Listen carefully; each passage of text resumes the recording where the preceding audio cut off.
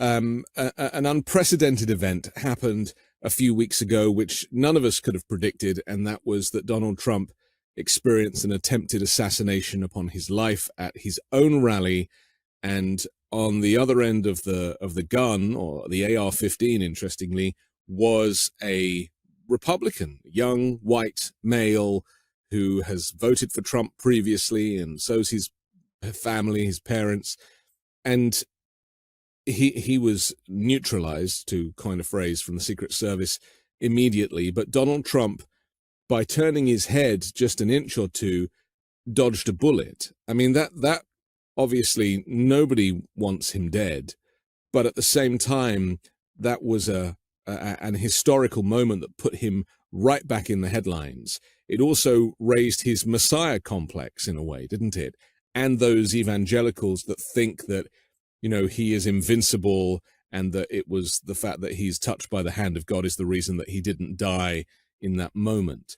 Just talk to the assassination from a clinical perspective. I mean, it's really the last thing you want to happen, you know, to a narcissist in this way, to survive this type of attack, right?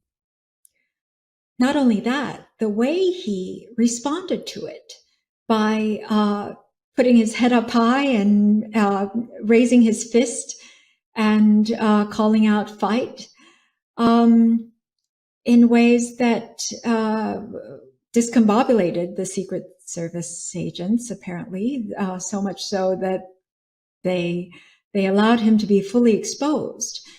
But that comes to show how great this need for external validation is, that even in a moment where he could have almost died, he is not of such a psychological structure that would have feared for his life above all else at that time, as a normal person would do, but rather he was fearful that he would appear weak, which is why he went for his psychic survival above his physical survival.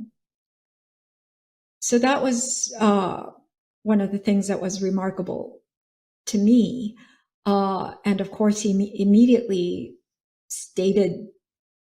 tried to state it in an understated way, but it was very obvious he was saying that he is somehow God ordained and chosen to be continuing and to avoid such a situation that came close to leading him to death.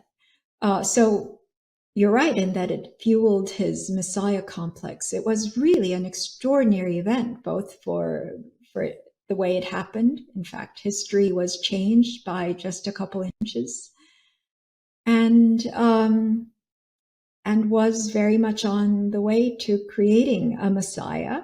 The Supreme Court made him a king. The assassination attempt made him a Messiah. And it would have what's so interesting, though, is that he is a coward, right? He's clearly always been a coward, dating back to bone spurs and everything else. But this event kind of gave the impression that he was the opposite of cowardly, and that's how he sold it to his supporters and followers. So he almost tried to take the credit for dodging the bullet, and the punching the air and getting that photograph, which he knew would go viral, because there was a small trickle of this ear blood, not the lobe as he called it, which is way down here.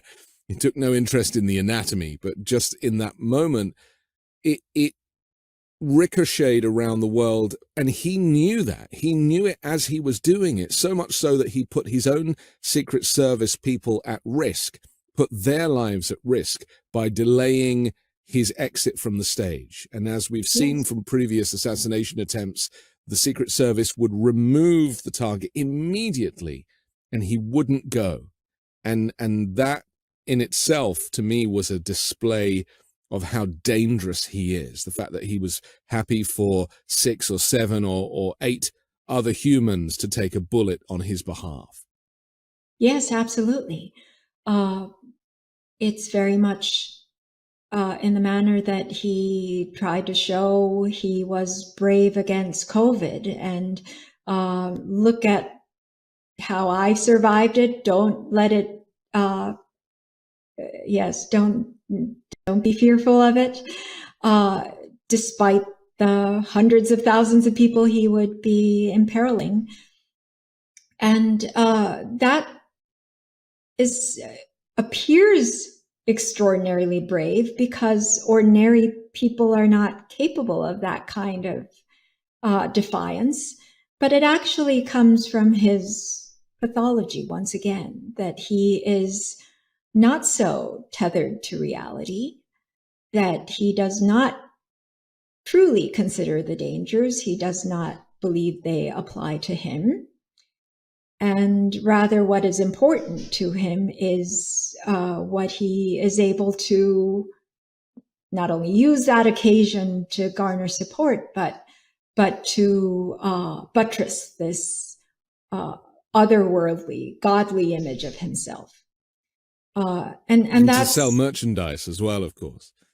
Exactly. It's a kind of sales pitch.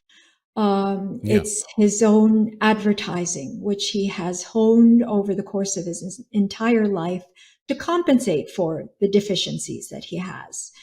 What we don't recognize is that sometimes mental impairments can manifest in masterful manipulation, and out of this hunger for external not only validation, but deception and a grandiose delusion of oneself that one wishes to cultivate, not just for oneself, but for one's audience, that can manifest in this kind of image. So that is why I feel that the expertise of mental health professionals was so critical from early on, to point out that the most dangerous disorders are not so obvious, are not what we typically think of as a dangerous individual. For example, I've dealt with many violent offenders, and they actually present in very similar ways. They would not think twice about risking their lives just to get back at an insult, or to spend the rest of one's life in prison because they couldn't hold back the anger and desire for revenge in that moment. But they shrink like a 2-year-old when they see the needle. It's so interesting. Do you remember the phone call that was leaked the night of the assassination attempt, where he called RFK Jr. and he sounded thrilled to have been shot at? His voice was energized. He was like, yeah, it was crazy. I mean, the bullet came at me and I just turned my head, and he was talking in a way that he was boasting about it. Completely different to the very next day, which was the RNC convention, where he spoke over this somber music and said, I shouldn't be here, and they tried to take me. Proof that it's all performative. But, Trump was just talking about it just sounding like a large mosquito by his ear. And then, of course, we had the whole fake bandage situation where he didn't have a bandage on playing golf. Then he's at the RNC with this huge bandage on so that everybody can see it. I mean, this is, for anyone who's interested in his pathology, this is a minefield of material, isn't it? Yes, because it's all about image, and all that matters is the image he projects. I see it with violent offenders all the time. They may fight to their death to guard their honor, they say, but it's really their image. They will risk spending the rest of their life in prison and wear it as a badge of honor because they did not allow themselves to be diminished. And they're often developmentally wounded themselves, so that they are not to the point where they consider risk to one's life and the ordinary things that adults are concerned about. Any adult who understands what that assassination attempt meant would not have dealt with it the way he had. We would be much more serious about it and sober about it. People speculated, though, that it might change him.